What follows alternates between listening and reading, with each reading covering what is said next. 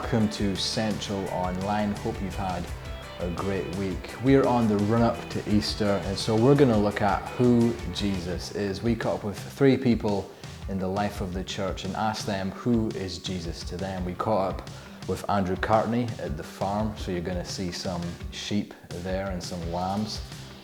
We caught up with Sharon Moyer. She shares a little bit of her life story, and we caught up with Judith as well over in Belgar. These 3 are amazing. They've got a lot of gold to share with you, so I hope you enjoy this week's episode.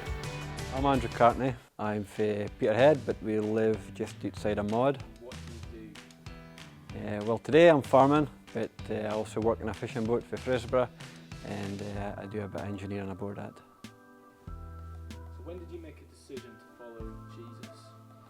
I made a decision when I was 6 years old. I knew for a while something had just been persuading me to get saved. I know I needed to be saved in order to get to heaven, and after speaking to my mum about it for a good bit of time, I decided that I wanted to give my life to the Lord. Jesus to me is my constant. He's always there for me. No matter how far I sway to the left or to the right, he's always there. No matter what kind of trouble I get until, he's always there and can put me back on the path again. He's also an example of me how to live my life through love that he showed, how he could resist temptation. And he was also a sacrifice to take my sin and to give us all everlasting life should we believe in him. And a couple of verses which is in Ephesians 5, and says, "Follow God's example, therefore, as dearly loved children, and walk in the way of love, just as Christ loved us and gave himself up for us as a fragrant offering and sacrifice to God." So as we're looking towards Easter, what does this time of year mean to you? Springtime is brilliant. It's getting the light. The nights are getting shorter, and the sun's starting to come out a bit more. You're starting to see things grow. You just look round about the farm today, and you're starting to see life flourish. You've got the lambs starting to appear, and it's just springtime's brilliant, and it's really. I suppose it goes hand in hand with Christmas. Although Christmas is almost deep in the winter, we're here at springtime, and it's the second part of the story really. That Jesus came, was born at Christmas time, but Easter was when he died. He was giving us a sacrifice to us, and then he rose again, and he's promised to come back for us if we believe in him. So springtime is really excitement. There's a lot of buzz in the air, and I just really love springtime. I'm Judith, I'm married to Mark. I've got 3 girls, Leah, who's 9, Megan, who's 6, and Emma, who's 2, and we stay in Inveralgie. When did you make a decision to follow Jesus? I don't know the exact date. When I was young, when we got taught about hell or watched any videos about Left Behind, I was going home and praying. But once I was 17, that's when I decided to commit my life to God. As we look towards Easter, who is Jesus to you? First of all, he's my saviour. God sent Jesus, his son, to die on the cross for us so that we could live with him in heaven. John 3:16 says, "For God so loved the world that he gave his only son, that whoever believes in him will not perish but have eternal life." He's also my leader. My aim in life is to become more like him and learn more about him all the time and listen to what he wants me to do. The Bible doesn't just say to accept Jesus, but to follow him as well. In Matthew 16:24, Jesus said to his followers, "If people want to follow me, they must give up the things they want. They must be willing even to give up their lives to follow me." Sounds like hard work, but life with Jesus by your side is a lot easier than trying to do it on your own. He's also our teacher. He's shown us how to be a servant and how to love people with an unconditional love. John 15:12 says to love others as I have loved you. It's a daily challenge, a level I will never attain, but will try my best. And lastly, he's my friend. He's involved each day in my life, whether it's through prayer or reading the Bible. There's always something in a day to speak to him about, whether it's decisions that I need to make, any tough moments, or something to be thankful for. He's always there to listen. So Sharon, it's good to have you with us. Thank you. Well, we know that there's a story, like there's a lot went on in your life, and like we're gonna look at that a little bit more detail in an incredible life story, and hopefully in the not too far away future. But is there anything? Maybe you could like sum it up. Can you sum it up in a sentence? Like if there was like a promo for that. Sum me up in a sentence. No. Impossible. That's impossible. I don't think nobody's managed to do it. Awesome. Awesome. Mad. Mad. Okay. Watcher. And I really can. I think you summed up with awesome. I would say awesome thank you, is a good sum up, of that, especially when you became a Moya. Things got a lot more awesome. Well, I've been a Moya now for coming on 6 years. And it takes a bit of getting used to. Because I always will be Sharon Cassie, really. So you can put the Moya in and it makes it so nice and things like that. But as soon as folk find out it really far it's Sharon Cassie, aye. So, but I'm very, very happy to be in the Moya clan. And I'll be the Scottish Moyers, you're the Irish Moyers, and Sophie's the Irish Moyers. She's that one now. Yeah, that's right. So all we're gonna do here today is we're just gonna like have a really brief chat, and then, like I said, we'll do that in a little bit more detail another time. But I think if we're going to jump in, it's like, how did you get to be here today? You know, we're looking forwards to Easter, and we'll just chat a little bit about that in a minute. But how did you get to be where you're sitting here today? I was my husband at the time, I was in a relationship with another guy, and this guy was nasty. I had never ever met anybody or kent anybody for was a narcissist, for if you want to go and give them the real names. And over time, this guy just beat every bit of confidence out of me. He separated me from my pals, he separated from my family, he dressed me, he even controlled what I ate in a day. And if I didn't do what I was told to do, then there was consequences. And folk will turn round and say, I can't believe it happened to you. But it's like anything else. It's a slow process and you didn't see it. And before you realise, you're in and you can't get out. It was my house, but I couldn't get him out. I didn't have the strength to put him out. And after he ended up getting a job out abroad, my brother Stephen come back for rehab, and he had said to me, come to church. And I thought to myself, church, but I had nothing else.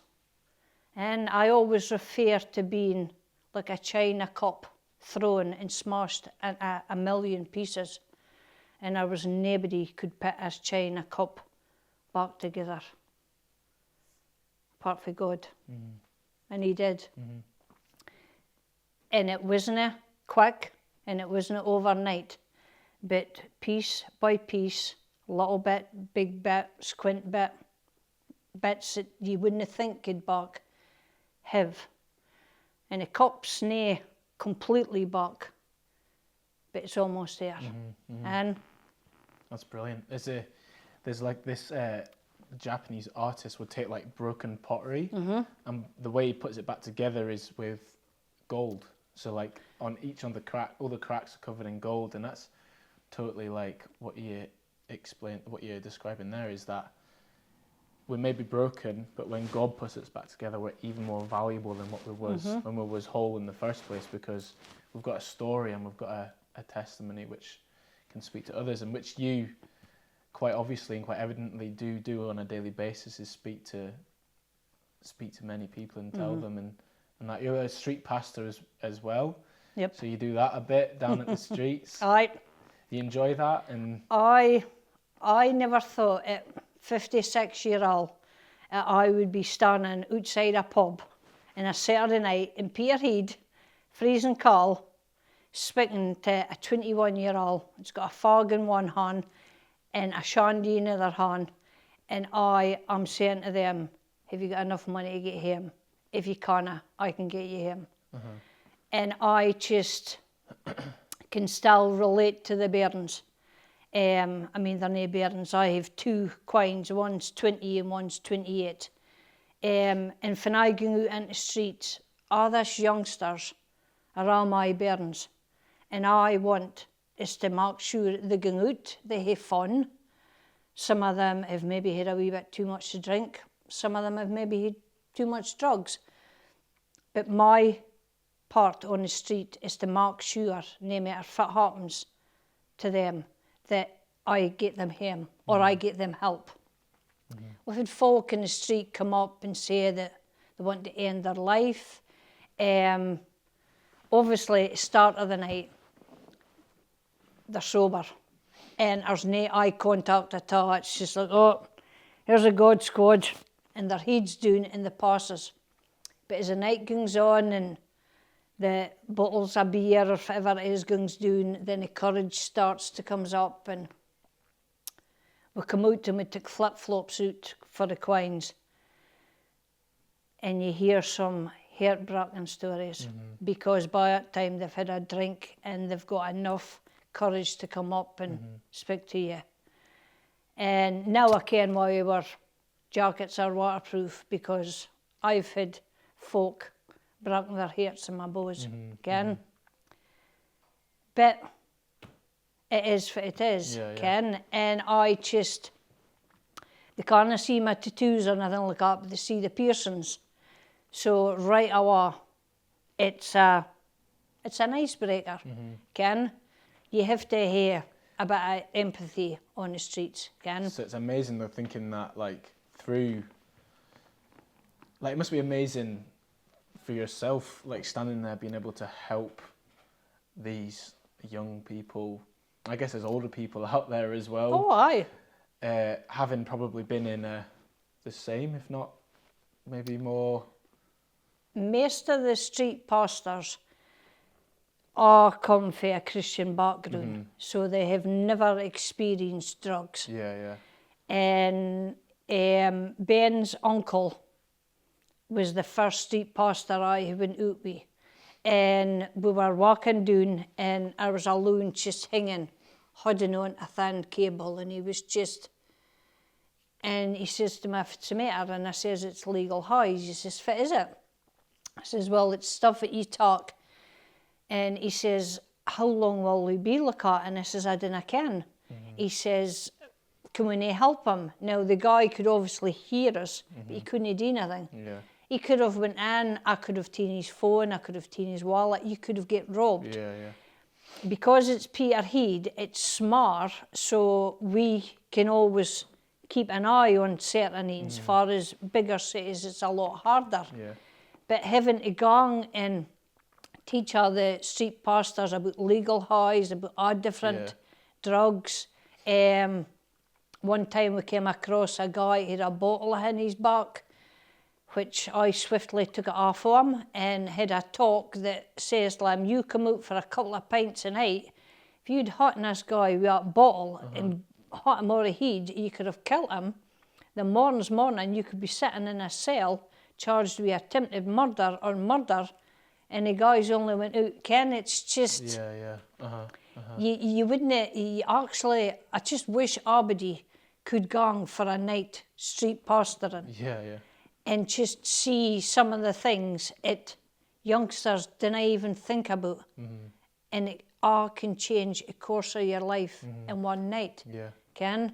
I know, it's amazing. Like, it's amazing what you do out there, and I mean, all of them, the street pastors that are out there and working with you, with the young ones who are out, but being in situations like that must be quite intense and must be quite difficult at times. But it's amazing when, like, having you said about the broken cup, and now God's using you in that way is just really incredible. It's, you know, as we look towards Easter, that's what it's all about, isn't it? It's taking that death and bringing life out of a situation which seemed hopeless, I guess. So at what point did you become a Christian then? Like, when did you make that decision?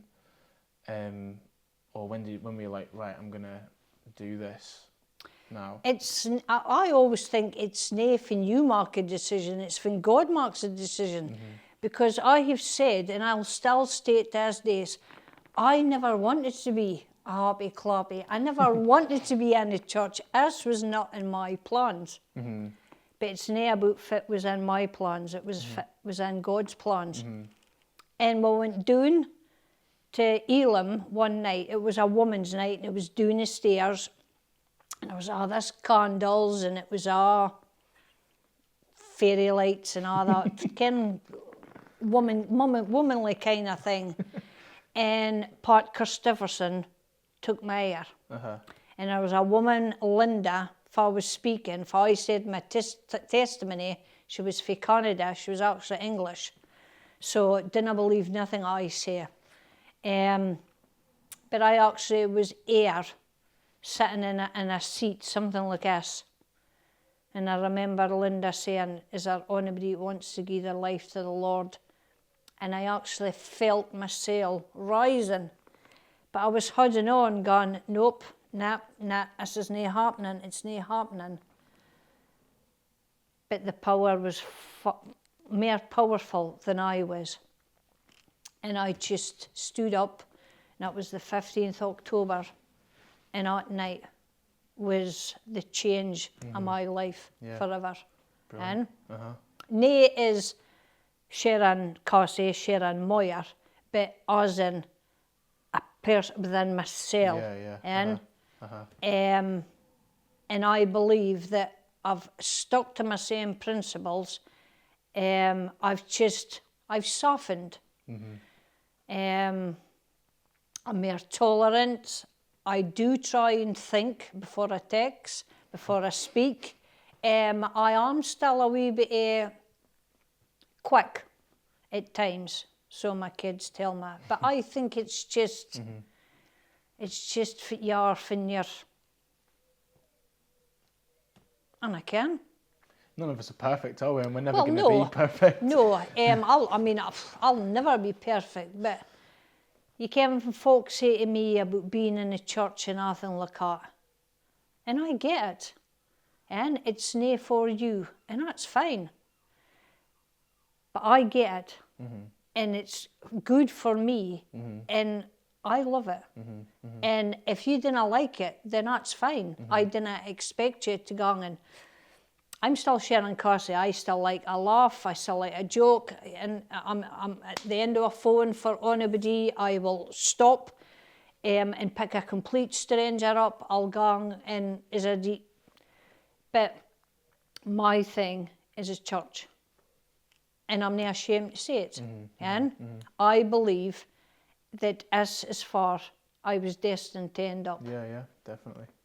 The amount of times I should have died between being in a jail and having 5 clots, one in my finger, one in my leg, one in my spleen, one in my brain. That's 4, so it's not 5. Coming off the back of a motorbike and splitting my spleen in half. And no immune system. Being so depressed and so down, I've took my life 3 times. Obviously not very great at it because I'm still alive, but every time something happens, I hear as God turn around and going, it's not your time. I'll tell you when your time is. And it's not when you're ready, it's when I'm ready. So And here we are today. Far am I to argue with the big man. Ken what I mean? I mean, I hear constant arguments with God, because when God asks me to do something and it's fine, then that's all right. But when God asks me to do something I'm not happy with, there's a bit of course, he wins. And you didn't get that unless you're in a church. Yeah. Ken? It's amazing. Like, and I look forward to hearing, you've briefly said in a few sentences there a lot of big kind of statements of kind of what you've been through, and I'm looking forward to, when we unpack that a little bit more. But, as we kind of look towards Easter and as we think about this time of year, what does Easter and what does Jesus mean to you? What does that mean to you? Easter is a special time. I mean, a lot of folk, Easter is different meanings. For me, it is being in church with my family. Church has been, this last few months, has been absolutely incredible to me. When I lost my mum at the start of the year, I didn't come to church for 3 weeks. And the amount of cards and flowers and messages I got just overwhelmed me. And church is just, to me, it's a special place. I didn't sit here and mark out as though I've got any great words, I haven't got no big scriptures, I haven't got anything. It might even thing out to anybody, but I have got a thing in my phone I do keep, and it says, I love you, Lord, you are my strength. The Lord is my rock, my fortress and my saviour. My God is my rock in whom I find protection. He is my shield, the power that saves me, and my place of safety. I called on the Lord, who is worthy of praise, and he saved me from my enemies. Now, the Lord, as I said, has saved me so many times. So to me, is to come in here is to thank God for everything that he's done. So knew that when he asks me to do something, then I'm more than happy to go and do his work. Because it's not even like it's work. If he's asking me to go and work with folk that's in addiction, it's no biggie. If he asks me to go out in the streets and look after drunken youngsters, that's fine. All the things that God seems to be asking is things that have happened to me. I've been in a couple of conversations with women that have came through domestic violence. And it is so hard because you blame yourself. You automatically think it's your fault. Same with sexual abuse, something else. I've been in contact with folk get in contact with me, male and female. And I mean, to forgive yourself is probably the hardest thing that you can do. And you're forgiving yourself for stuff it wasn't your fault, but you're made to feel that way. So I come in here, and I've got a lot of baggage. I've got carrier bags full of baggage. But I'm accepted for far I am. When I walk through that door, I'm not judged. And that's why church and Jesus is important to me, because I was 23 when my dad died. So I've never really had a dad. So at times, when I hear conversations, I often think to myself, I wonder if that's the conversations I would have had with my dad. Probably not. But I think everybody his interpretation if it Easter means to you is totally different. It's good. I think what he's saying there about forgiving yourself is one of the hardest things to do, but I guess that starts with accepting Jesus' forgiveness for us, that he's forgiven us. And that's, I guess, essentially what Easter's all about, isn't it? Is that forgiveness and that new life. And I think what you've shared in that really short time that we've had together just then just epitomizes that new life, forgiveness, and more new life. I think it's so key, isn't it? So thank you for sharing that just then, and we'll hope to get you back for a full-on, in-depth life story soon. Okay, thank you, Sam. Thank you. Thank you to Sharon, Andrew and Judith for taking your time out of your week to share who Jesus is to you. Hope you've enjoyed this week's episode. Hope you've been taking advantage of the nice weather this week. And I hope to see you next week for Central Online and for church in person.